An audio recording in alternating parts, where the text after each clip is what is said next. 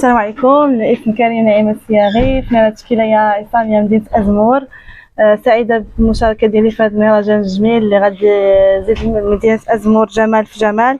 الحمد لله هي مدينة عريقة ومدينة معروفة بالثقافة ديالها وبالفن ديالها، وهذا الفيستيفال جا في محله. هي أول دورة ونتمنوا ليه دورات إن شاء الله ناجحين بحال هذا.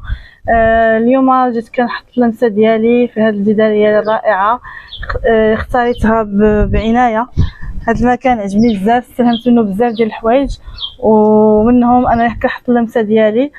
كما لاحظتوا كتسمع واحد الزقزقه ديال العصافير، فانا تكلمت مع ولاد الساكنه وهضرت معهم انهم كيعتنيو بالفراخ، واخا هما دايرينهم في وسط الكاج ولكن كاين واحد الاعتناء بهم خاص.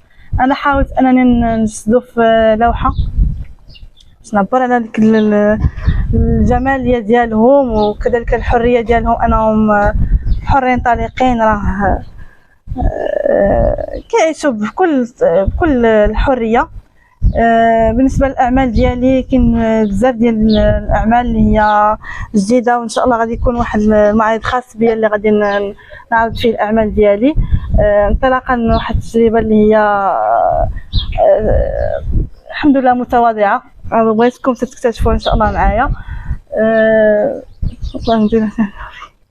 الكلمه الاخيره هي تنبغي نشكر الناس المنظمين لهذا المهرجان، وتنقول لهم احسنتم الاختيار في الناس اللي كانوا هنايا حاضرين معنا، فعلا داروا لمسات رائعه، وكنتمنى لهذا المهرجان مزيد من النجاح والتالق. واش تبغي تقولوا للزوار ديال مدينه أزمور؟ بالنسبه للناس اللي غاديين يجيو يشوفوا هذه المدينه، كننصحهم انهم يجيو يكتشفوا المعالم التاريخيه اللي فيها، ويكتشفوا حتى هذه الجداريات اللي تزينات من طرف ناس ما شاء الله عليهم. فنقول لهم مرحبا بكم، الف مرحبا في هذه المدينه الجميله.